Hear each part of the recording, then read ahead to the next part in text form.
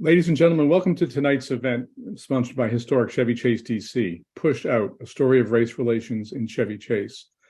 We're going to start in just a moment, but some logistic announcements. First of all, the session's being recorded and visible will be on our hccdc website in a day or so. Second, this is a Zoom webinar with many attendees. On account of that, we're going to collect questions and comments during the session using the Q&A, and the chat box is also open as well. Tonight's event is going to be introduced by hccdc's president, Carl Lankowski. We're scheduled to go for 75 minutes, and we've allowed significant time at the end to collect and have questions that you put in the Q&A answered. So with that, Carl, welcome to the stage.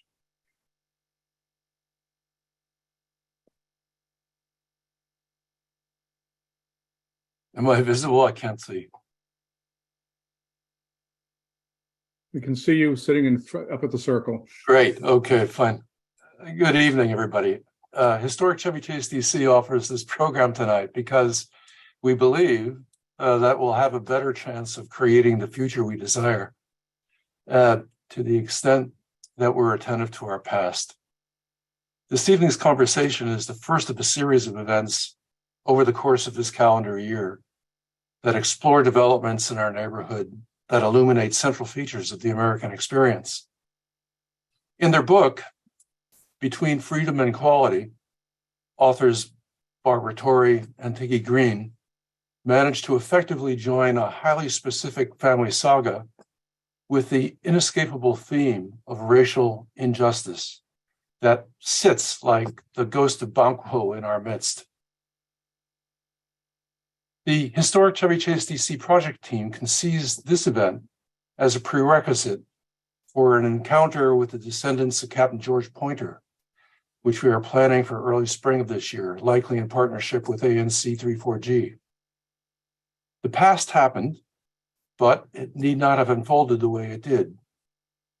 We want to explore both the paths taken and not taken with Black Broad Branch descendants. Torrey and Green's work makes this both possible and necessary. We plan to follow up with a session on opportunities for redress by surveying initiatives in other cities. And our 2023 program culminates in a commemorative event built around George Pointer's 250th birthday in October. We have an excellent moderator in Corey Shaw, who will draw the authors out about the content and implications of their narrative. Before we get there, let me say a few words about the authors whose remarkable labor is crystallized in their book. Barbara Torrey is one of the original Peace Corps volunteers and trained as an economist, then embarked on a federal career. For many years, she directed a division of the National Research Council on behavior and social sciences and education. In addition to works on the policy implications of our aging society, in her spare time, she authored a book on the people of the Pribilof Islands in the Bering Sea. Tiggy Green served her community in a decades-long career as a teacher of French language and culture. Torrey and Green met in their neighborhood along the Potomac, just outside of DC city limits. They wrote about that neighborhood in Brookmont, a book 5 years in the making. Further research led them to the National Archives and George Pointer's 1829 letter to the directors of the C&O Canal.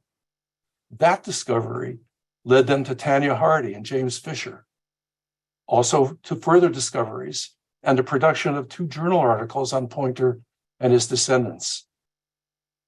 Now, for our authors, possessive they are not. Torrey and Green are sharers, and they are collaborative. The work under discussion tonight is framed by 2 essays jointly written in acknowledging the work of genealogist Tanya Hardy and Pointer descendant James Fisher. The authors give us a mirror that operates underneath the radar of most historical studies.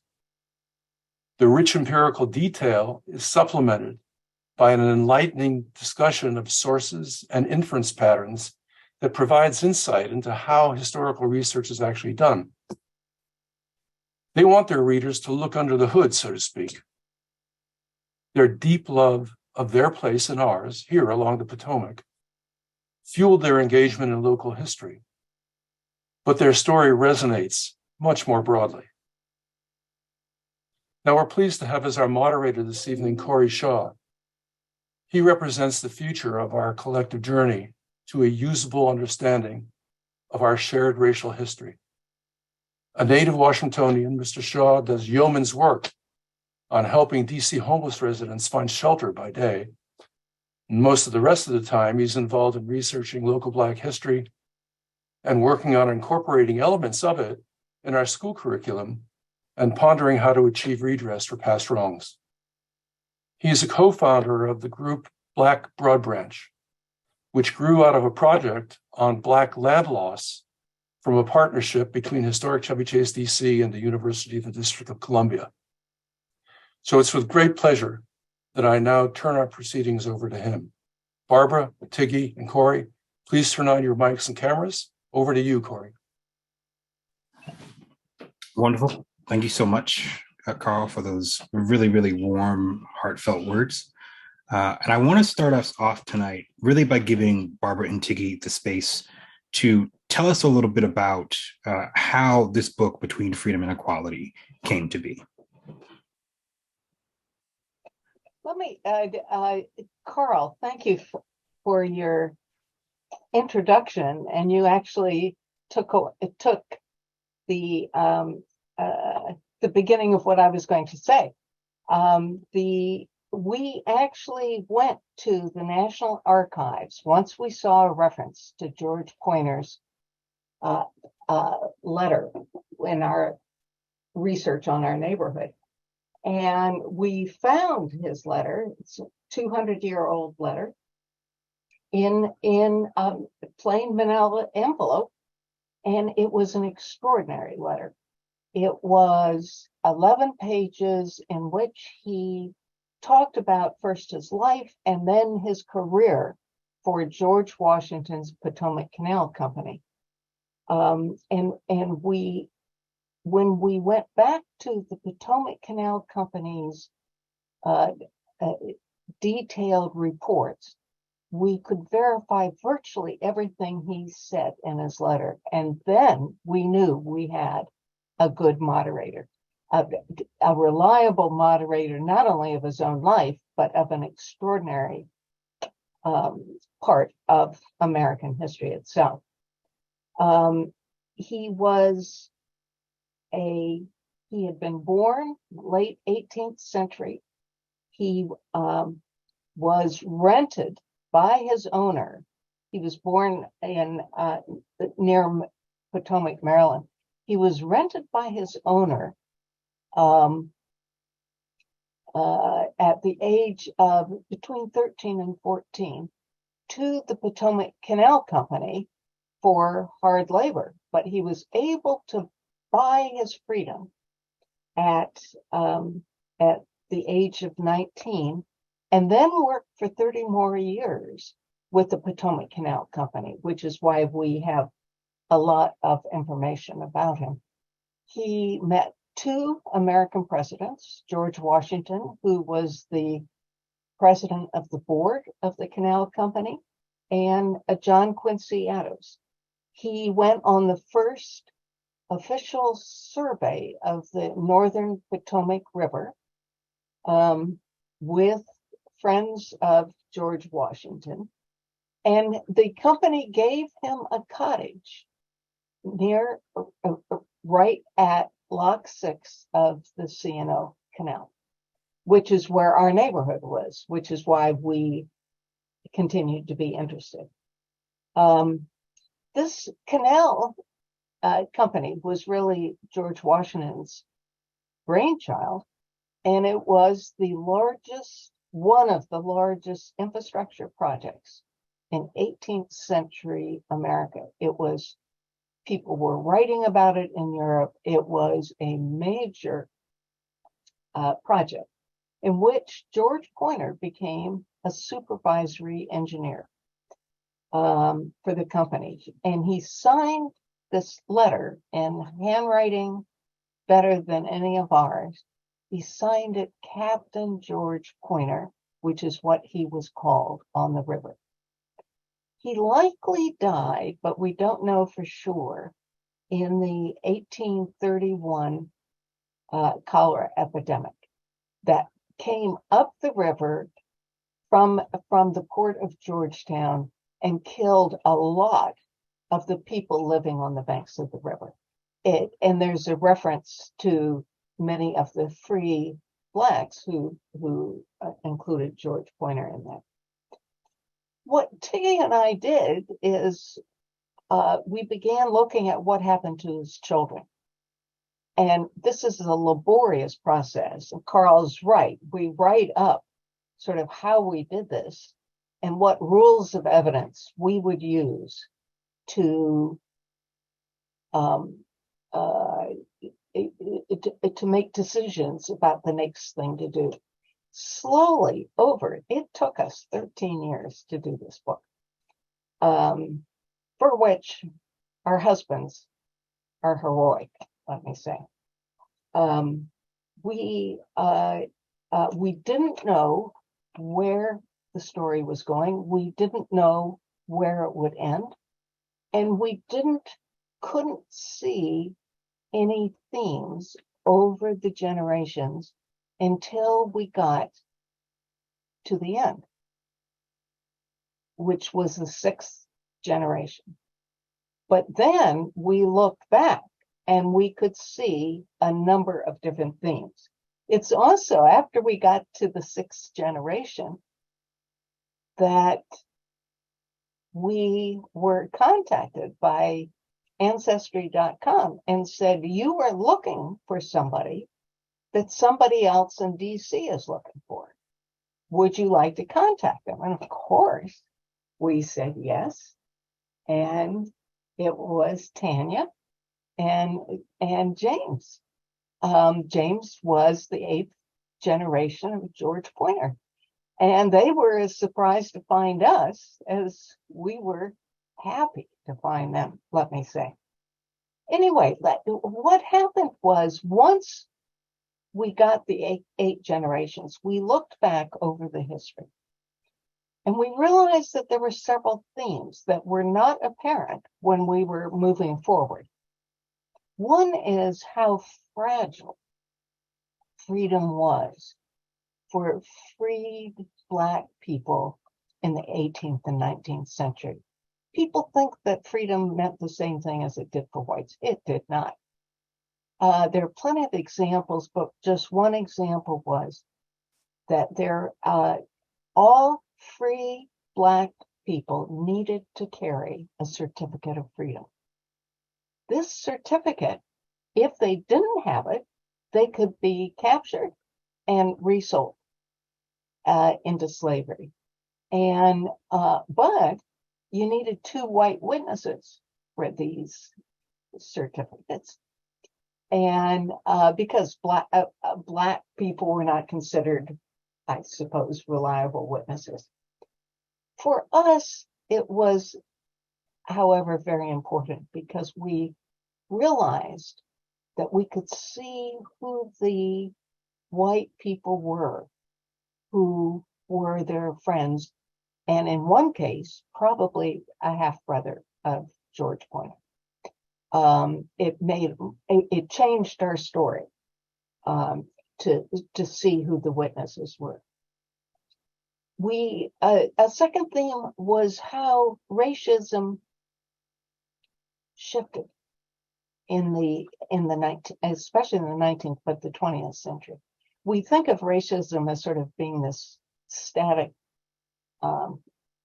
malevolent blob, but in fact, it changed from being passive at some times to being very active and very violent at other times.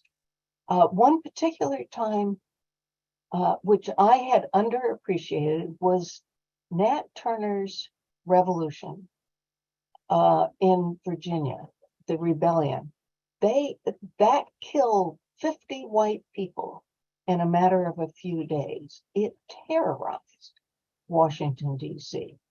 For people in Washington and for slave owners, This looked like a potential apocalypse. And of course, there were a huge number of laws and everything that were put into place, more constrictions on both free Black people, but also on the slaves themselves.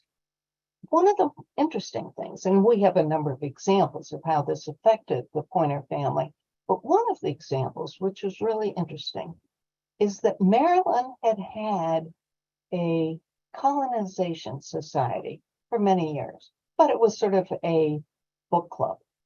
They never did much in this society until after Nat Turner. One of the leaders was Francis Scott Key, who, of course, wrote our national anthem. What they were doing is they wanted to send all of the free Black people in Maryland not back, but to Liberia. And they told the sheriffs in each county to count and name all of the free Black people. And George Pointer's oldest daughter was on that list. We went back to the manifests of the ships that left.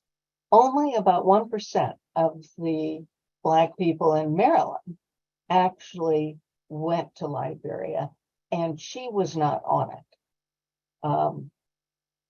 But in 1835, there were huge race riots in Washington, based on a rumor that turned out not to be true, of course. In 1837, there was a financial panic when the banks failed, and it scared everybody, and they took out their terror on the Black people in D.C. By that time, George Pointer's granddaughter, whom he had raised on the Potomac at Lock 6, moved to rural Washington County, which I had never heard of, but it turns out that it was everything except Washington City and Georgetown. Everything else in the district was called Washington County. And she moved to an area that became Chevy Chase, D.C., with her husband. And Tiggy will go into more of how what happened to them when they got there. The third thing was how stable George Pointer's the descendants' families were. It was surprising to us that in 6 generations, it was a remarkably stable family, in part because, well, they lived longer than the life expectancies, both of the Black population and the white population. They lived longer, largely because they were in rural communities, and therefore they weren't exposed to the all of the viruses that spread and the epidemics that spread so easily in the cities. They lived, every family we found, we went back to the original decennial censuses where they are handwriting the people in the survey and the neighbors of each person. So when you go back, you can see who they were living next to. And we found that in virtually every one of these families, they were living among a diverse, multicultural community. There were immigrants in every one of their households. I mean, in the communities, there were Blacks, there were whites, there were often slave owners with slaves. And so, and they were much more stable than we would have thought. They had the same neighbors for 20 and 30 years. And that allowed a family, and of course, to become not only friends with the neighbors, but to support each other on that.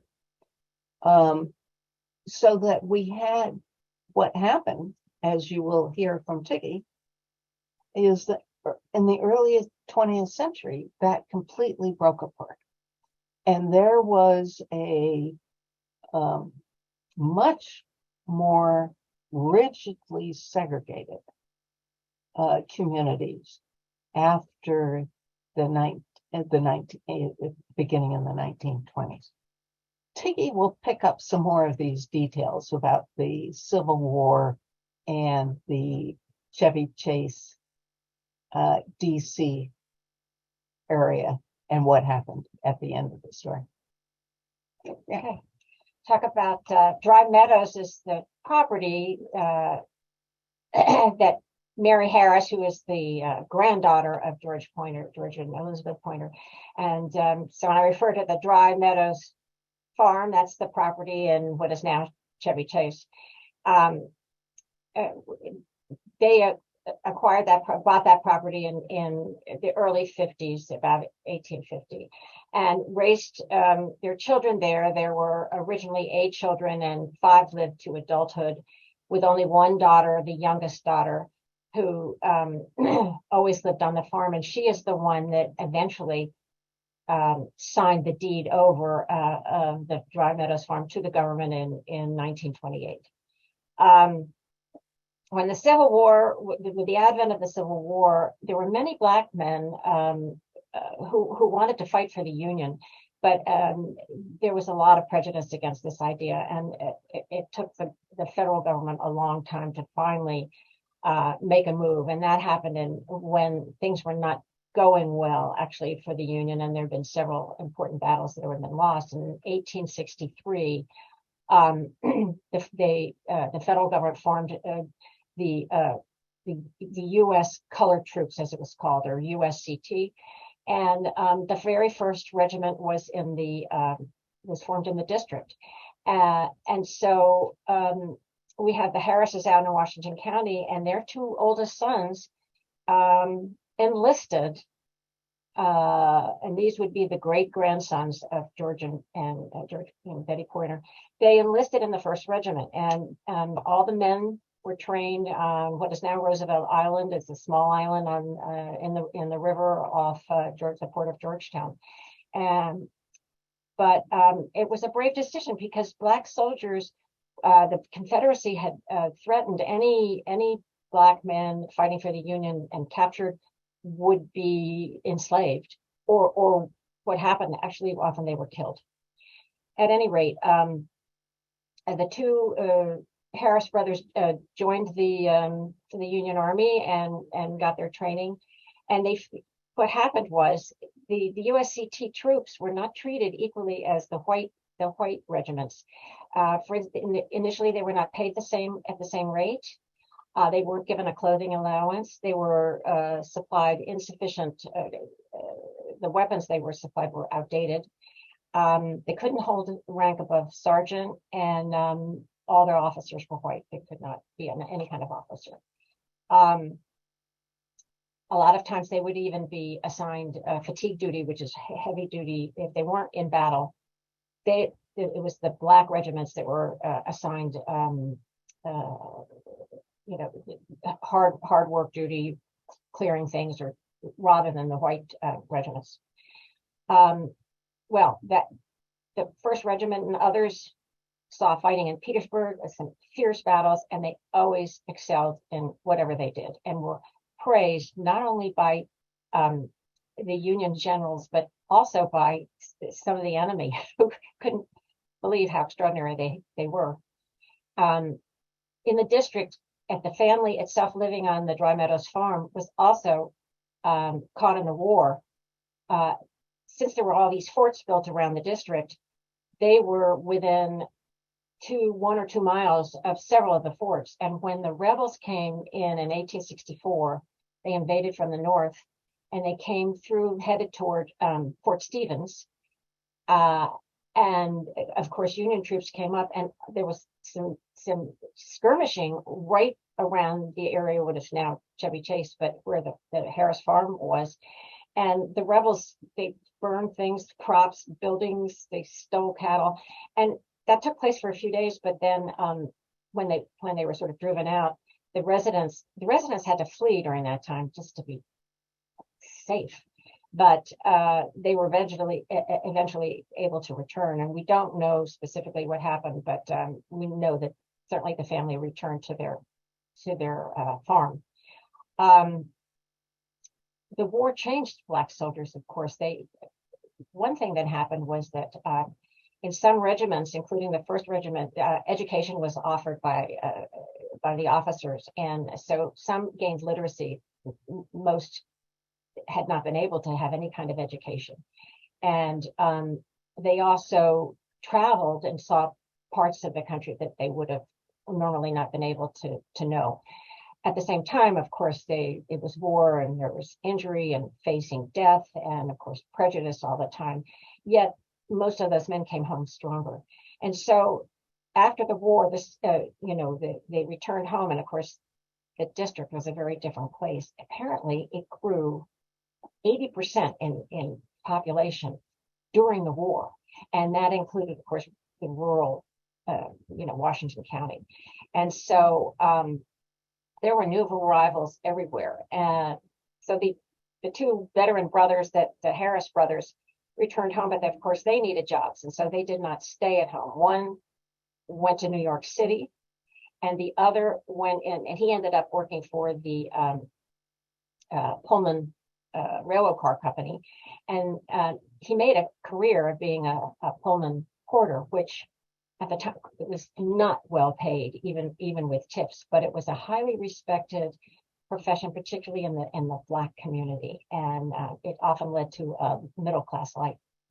The elder of the 2 brothers went to Georgetown, where he had a wife waiting for him, and he settled in an area which was primarily Black, and it was called Herring Hill, and it was on the east side near Rock Creek, toward the city. And it was a thriving area, shops and homes, mostly Black folks, and the family always lived there at the same address. Within a year or two, 2 of the younger brothers in the family who had not fought in the war came and joined him in Georgetown, looking for work. And one settled in another Black neighborhood not far from the Georgetown College campus, which is now Georgetown University. And that one was called Brinetown. So Herring Hill was the name of the other one, and then this one was called Brinetown. Of course, the 1873 economic crisis, the panic, caused a depression that lasted for several years, and neither one of those, none of those brothers ever owned property. But they remained at their jobs, and they had a stable family environment, and they remained close with one another. Eventually, we found that the family that lived in the Brinetown neighborhood, they and their neighbors were forced to move because a new school was being built as development was happening, and more white residents were coming into the area. They were building a school, a high school called Western High School, which is now the Duke Ellington School in Georgetown. And as a result, the family, which rented their home, and others were forced to move several times. So they lost that stability that they had had. And it was the first example that we found of Pointer's descendants being affected by the government buying property to build schools, and using, of course, eminent domain with the owners of the property. Of course, after the war, Reconstruction brought education for the first time to Black children. And it was probably the most lasting and important change of Reconstruction. And in 1866, this little one-room schoolhouse was not even a house, just a little place, one room, was built as a school for the Black children that the 2 youngest Harris children, boy and a girl, Mary and Lorenzo, could attend that school. And it didn't last didn't have many years to it, but they both became literate. It made a big difference, especially in the lives of men, for finding jobs once they were able to be literate. The youngest Harris son eventually found work. He went to Georgetown and found work as a sexton or building manager at a church in Georgetown. And that was an unusual opportunity because most Black men did not hold anywhere in the U.S.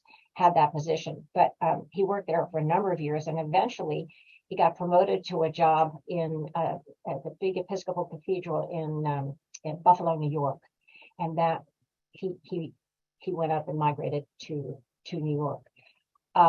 Literacy did not change the lives of women in particular. There were no job opportunities beyond household work, and both Mary Harris and her daughter Mary did household work for other people.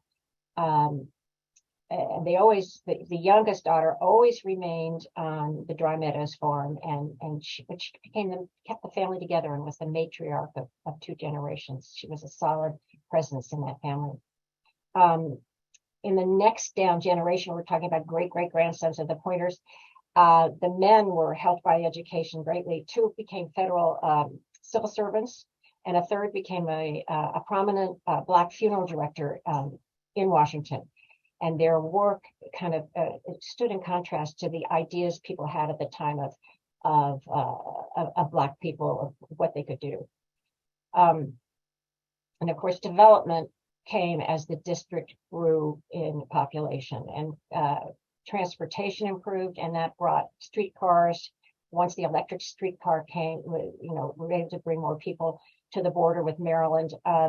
You have real development happening as developers came as well. You have people like Francis Newlands, and who bought the large tracts of farmland that were still there to build modern suburbs, subdivide and sell them to white folks. At the turn of the century, if you look at the plot of land where the Harris Dry Meadows farm was, there still were a number of large farm properties that existed around it. But by 1920, another map will show that the whole area surrounding the Broad Branch settlement is surrounded by divided into small lots. The farm properties have been bought up, subdivided, and the change is amazing in 20 years. Places like in Tenleytown, local white neighborhood organizations and prominent figures pressed the government for removal of any Black homes near the new developments. And as racial segregation increased, as Barbara was talking about, race relations in the district deteriorated. So with population and development growth, we get the need for schools, and it became the DC government chose property in primarily Black neighborhoods for the construction of white schools, using eminent domain to force Black owners to sell their land, and coupled with restrictive racist covenants that were in all the deeds, residential segregation became solidly fixed. And of course, that doomed the Black settlement at Broad Branch. It was 1928 that Mary Moten, the youngest and only daughter of the Harris family, deeded Dry Meadows over to the government, so that the white elementary school could be built. And we found between 1885 and that date, 1928, the eminent domain was used and affected 4 Pointer descendants in 3 different generations. Today, there's Lafayette Elementary School in Chevy Chase, and Alicedale, and now Jackson Reed High School, used to be Wilson, in Tenleytown, and then the Duke Ellington School in Georgetown. Affected. Those are on land which once not necessarily owned, but where Pointer descendants lived. The story we've told, and Barbara mentioned, of course, about George Pointer and his descendants, came little by little, and the discovery of, she said, through ancestry of James Fisher and Tanya Hardy, his partner, it was a wonderful surprise. And it's that they arranged a reunion of all the descendants on the park property. And then, thanks to their efforts and historic Chevy Chase, DC, that property, that the park part is now called Lafayette Pointer Park. And there's wonderful signage about that history. And both James and Tanya worked hard to link the descendants to their past and preserving all of that. And this story owes a lot to them. And that's good. That's it. That's really wonderful. I think the way you've ended there is, it comes back to what's really important in the story, which is the beauty despite the circumstances. I want to take a step back and I guess ask you, was there a particular portion of the book that was difficult to write as you sort of worked your way through not only connecting yourself to descendants, but also teasing through what at times can be a very gut-wrenching history?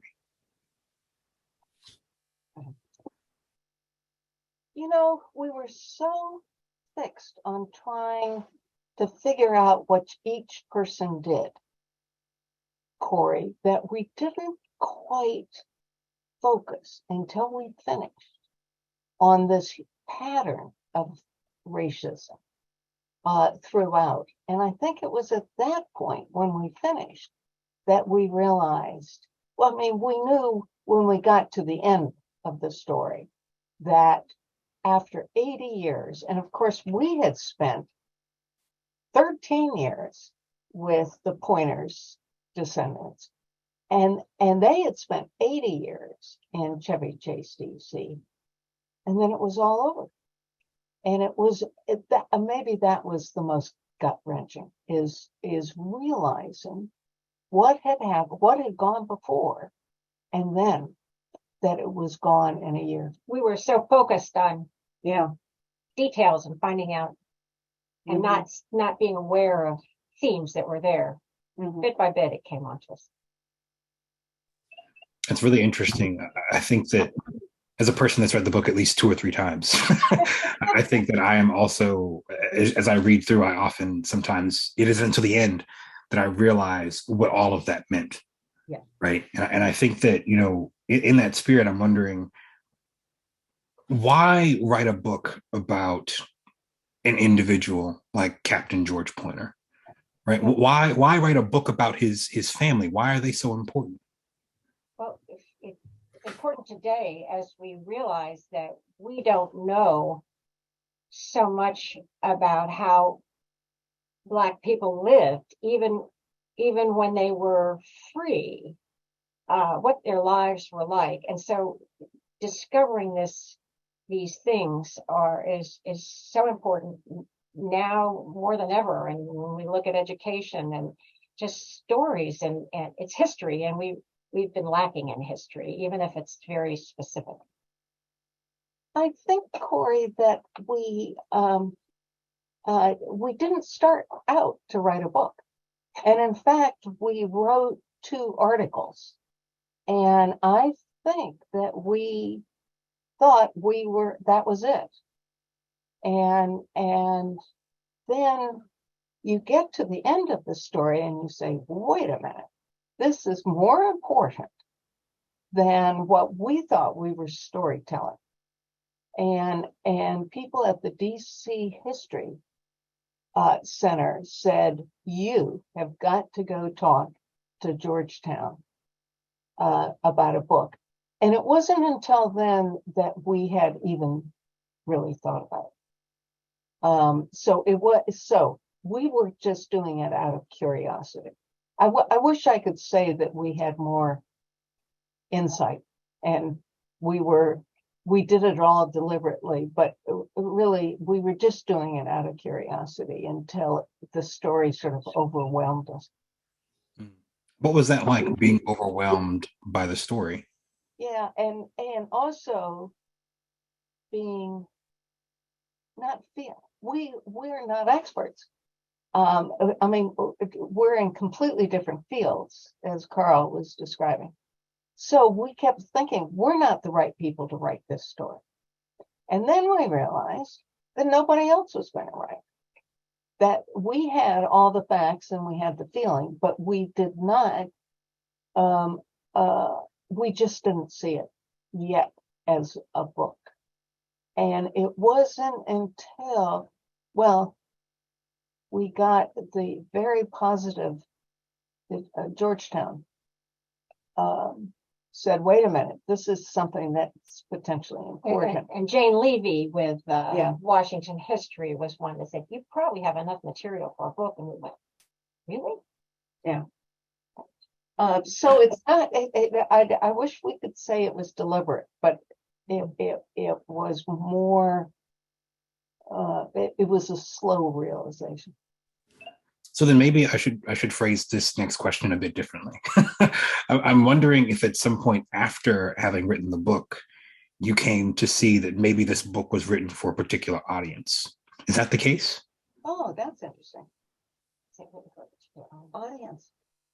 We just wanted to tell this story, and we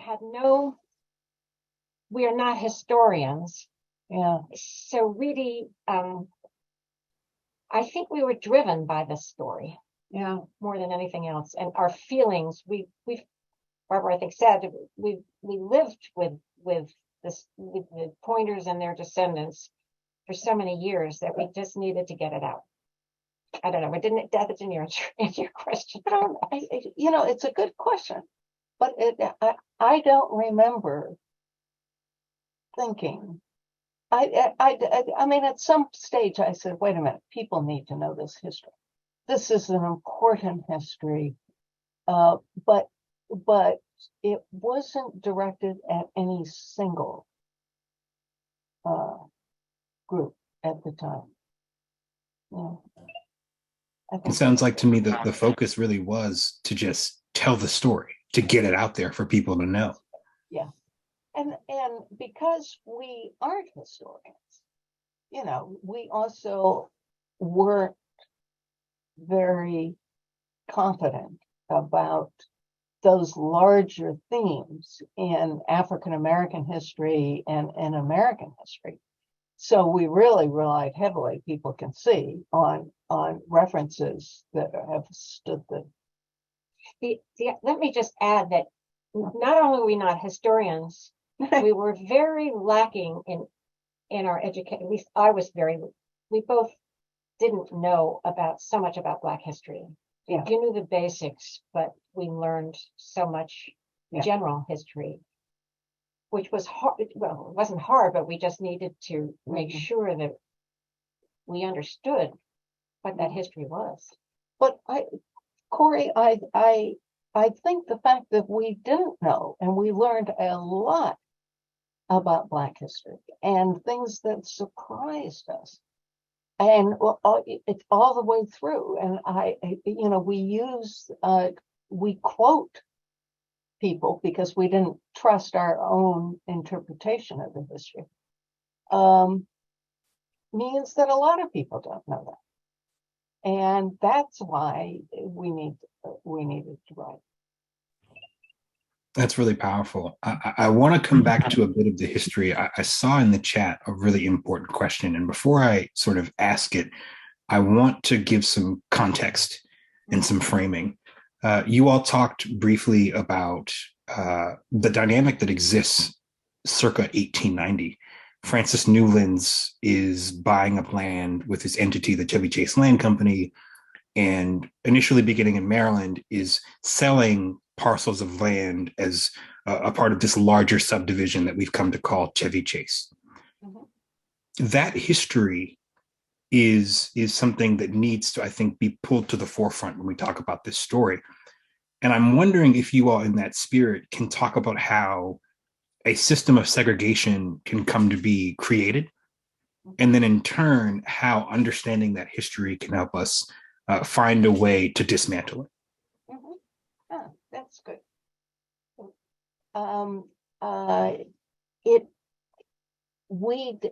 Again, you see these pieces of real estate development happening year by year, and you don't see the larger picture until it suddenly comes full blast from eminent domain what it is. And I think that it's it was so systematic. That was the thing that I was surprised at. It wasn't casual racism; it was systematic. And the problem is, we have now laws on the books. You can't discriminate in housing development and selling and whatever.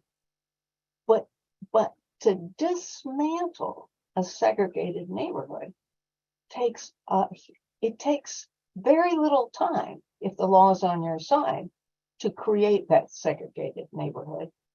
It takes much, much longer, and I think we're still in the middle of it, of desegregating. It's one house at a time. And so it's not symmetric at all in terms of how fast things changed to segregate and then to turn that over and try to reintegrate again. And income inequity plays a huge role in that today, and has for a long time. And Black folks often not being able to earn as much for whatever reason in the past, a lot of discrimination. And so, and once you have a neighborhood in a centrally located area, it becomes more and more valuable, and therefore, more expensive to be able to buy in there. So once that segregation happens, like Barbara said, well, it's easy to fix it if you have racial discrimination code. You have the codes that does not permit black people to buy in, and then that's it. Doesn't take long. You touched on something that's really important as it relates to income, and I want to bring this home in this particular story, because we're not just talking about people being displaced from their place of domicile, but they were farmers on this land. Can you talk to us a little bit about what exactly the impact of being removed, not just from home, but a source of income as it relates to this family? It helped them get through numerous depressions and bad economics, because they could still raise their food. They could still, go to the market with crops. But that would change in the 20th century, because first of all, you also have the family little by little not remaining on the land to farm, and so that made it a big change. But it certainly helped that it provided a stability for all the years that they could raise crops on that land. By 1928, Corey, I don't know how much they were farming on it and how important that was. But to me, the idea of a home to 3 generations of people, that they had been there for 80 years, is the real value that they lost. It was, I tried to visualize it for myself, and I think I would fight people in the streets if they tried to make me leave. So that I'm not sure it's the farmland. I think it's the huge amount of family history that was represented in Dry Meadows. Absolutely. I'm wondering, aside from Captain Pointer, because I think everybody that's read the book can agree he's an amazing historical figure, was there a particular member of the family that you resonated with as you worked your way through the research?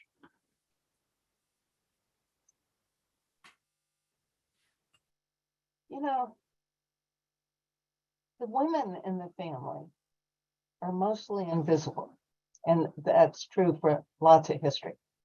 I'm so interested in Betty Pointer, but we know only one thing about her.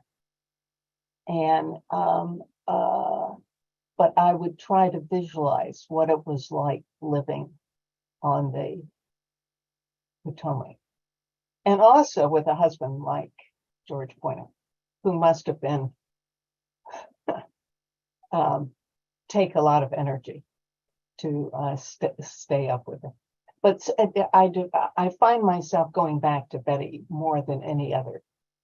And the women were the matriarchs that held the family Yeah. together. So you don't have any, job once they get education. You don't find them finding incredible jobs. But it's interesting. I always felt really connected to all of the women that it came down. This whole story going down to the descendant that we found, James. He's the first male in that line, and that particular line is all maternal. It's all the women. And my heart was always with Mary Harris, Mary Moten, all the, they shared names. There were several Elizabeths, several Marys, and they kept that family together.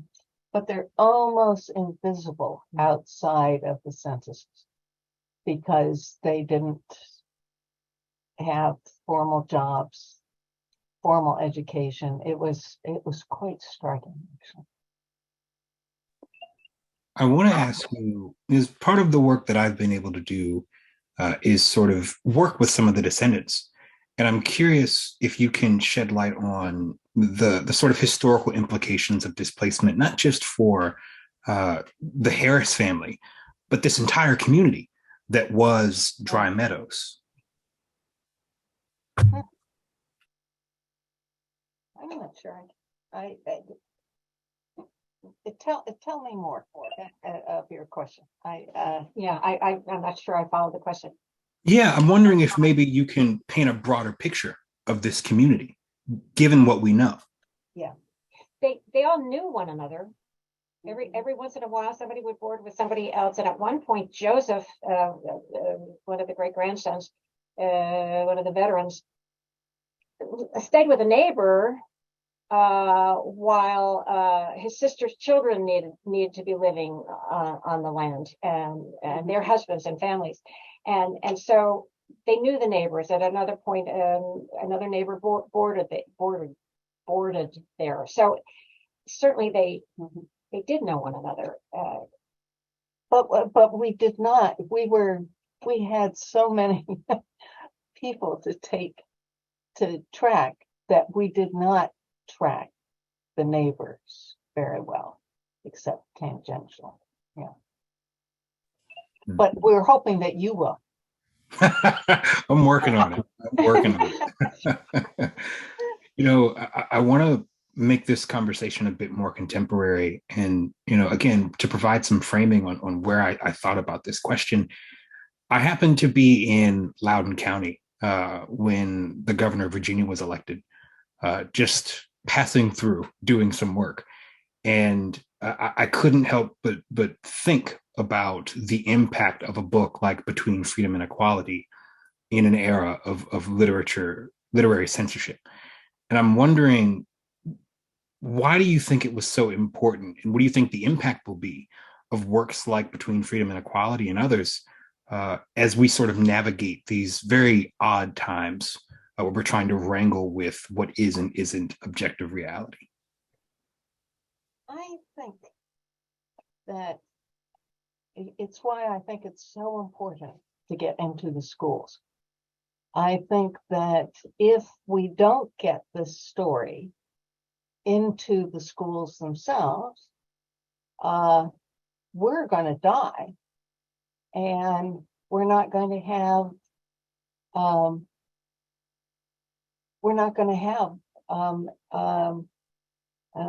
it into the next generation. I think it's really important into the next generation. We're working on we are not working, but a friend of Barbara's is arranged for people to do our website connected to the book to help teachers incorporate this story and some of the principles of the story, but through their actual people that students might identify with.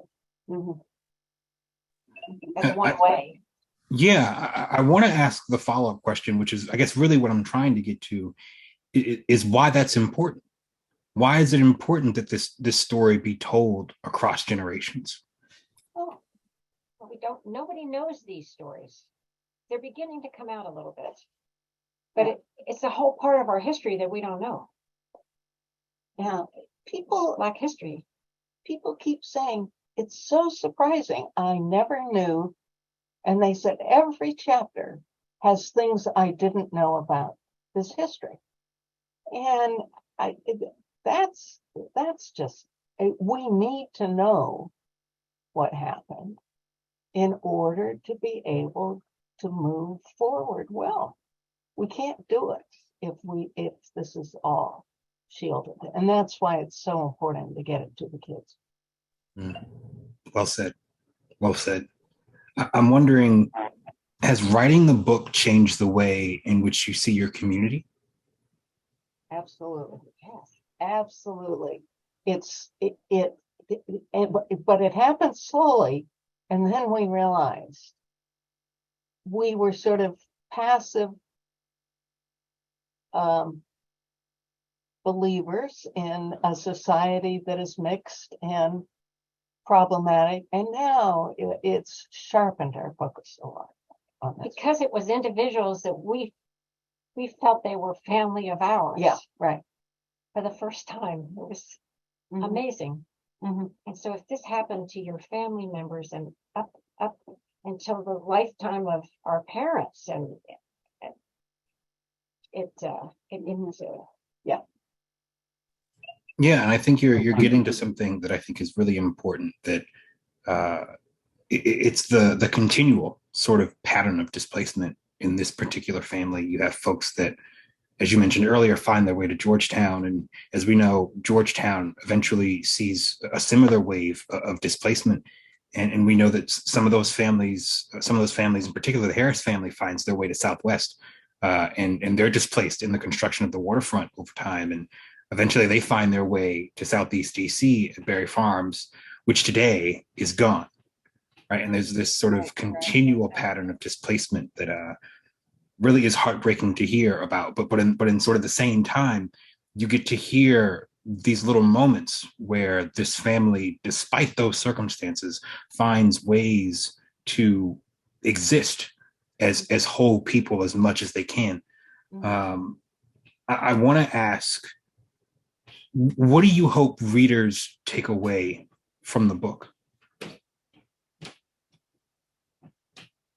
That we know less than we think we do about our past, and that we need to learn it well so that we can do better in the future. We should not have been learning so much when we were doing this history. our generation is quite ignorant. Even I grew up in a family that was certainly not prejudiced in any way, and education was important, but I had no education in terms of Black history. Mhm. Well put. Well put. I saw one more option or question in the chat. These are comments from Mr. Gibbons on you all's humanity. I'm wondering, did you all know each other before you wrote this book? You know, we had written the local history of our neighborhood together, so we knew our styles, and we're comfortable then moving on to another story once we had finished our local history. And we both just found something that we interested us and wanted to work on, and then we were just able to mix it. We've been fortunate in our collaboration. Yeah, that's really wonderful. I'm wondering, do you all have plans to write another book, or maybe revisions to this book? Got some ideas. We actually, I've read the book several times too since it's been published, and I'm keeping notes, and we have found a few things. But unless they republish it, we don't have any plans. I mean, we're really tired, Corey.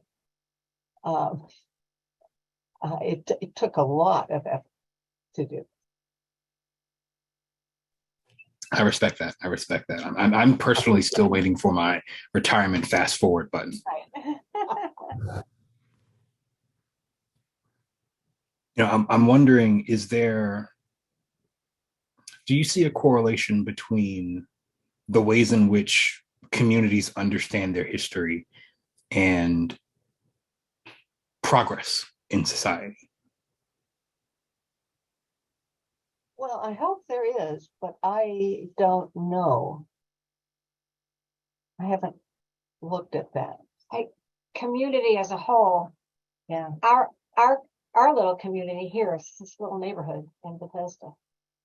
Um, uh, we discovered its history revealed to us that it was a bunch of working class white folks that really were not open to have, there are the racial covenants and the deeds, and they were not open to any kind of integration in any way.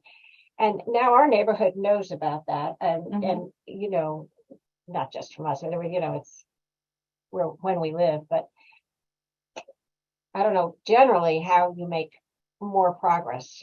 Certainly, this neighborhood is open to things, but it's so expensive to live.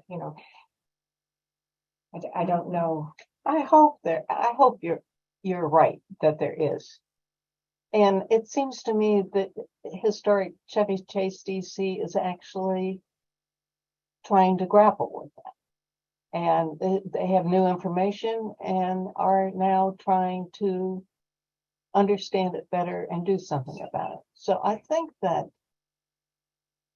well, but I'm not sure that's true for all communities. There's a really interesting question in the chat. I'm going to read it here. It says, for those of us who haven't yet read the book, can you tell us about the Pointers' reaction to being displaced? Did they fight it, or did they try to sue? And then where did they go? That would be the Harris family, which are the granddaughter's family. And they initially moved to North. There were only really two of the surviving of the children and the five children that granddaughter had left living on the property, and they had to move they moved to Northeast. One fellow went to actually near DuPont Circle in Northwest. There was no fighting. The property was, they sold for whatever it sold for, but that was it. Yeah, I'm not sure. I think I'll answer this a little bit because I think I have a little bit of context. If I remember correctly, as I mentioned before, there's this larger context that we have to sort of juxtapose that particular moment in the story, and in that the decision to build a park and a school is predicated on what was essentially a segregated white community that had surrounded two Black families, two or like five remaining Black families in this community, right? And so I think at that point, right, it was sort of moot to fight. And I think right.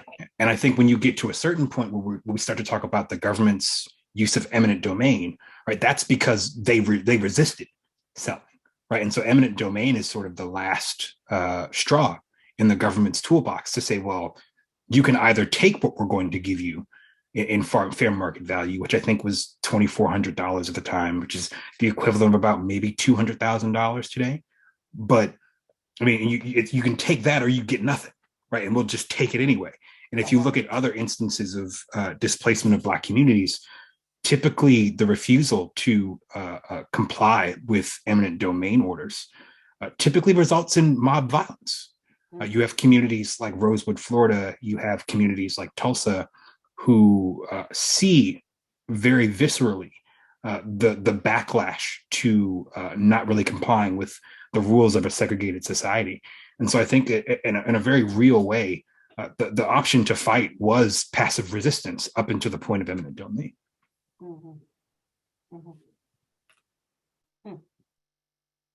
I would be interested in, and have tried to get people interested in looking at other schools that were built in DC in the 1920s and 30s, and seeing if they were built on Black communities.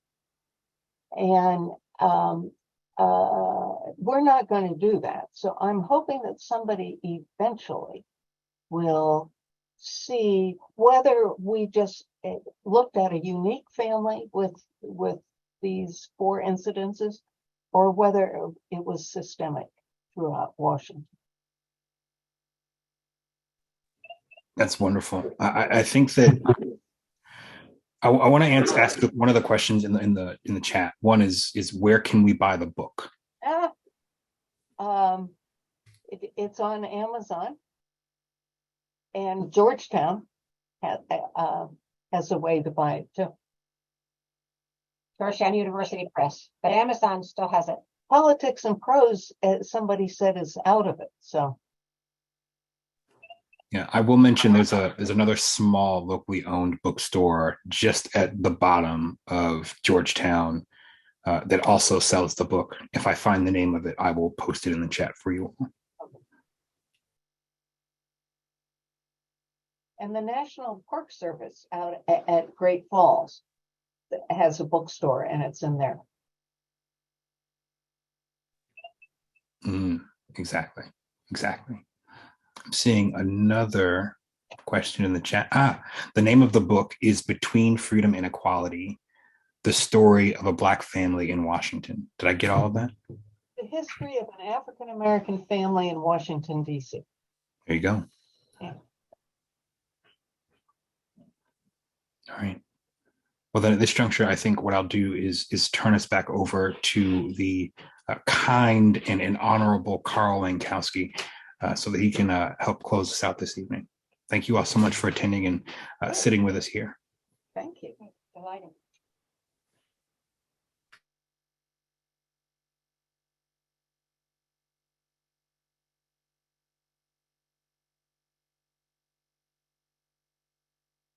So we've had an interesting discussion this evening about the contents of the book and its contextualization in terms of the issues that are facing our community today.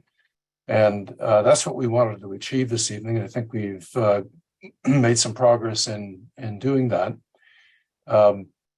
First and foremost, we wanted to raise the question that I think has been answered in part about why we have the community that we do. The book describes a rich and diverse integrated community over many decades. And that was something that was ended. By 1940, there were no Black families living in Chevy Chase, DC, except for those that were either live-in servants or custodians in the apartment houses on Connecticut Avenue that had just been recently developed. So the issue that we're actually facing today is to address the question of how we got to where we are. And in the future, we want to ask the descendants of the people that were displaced how they feel about that and what they think needs to be done by way of redress. And that will be the next step, and you'll be hearing from us about that going forward. So at this time, I'd like to thank everybody that's joined us today, and look forward to seeing you for our next event, which will be sometime in March.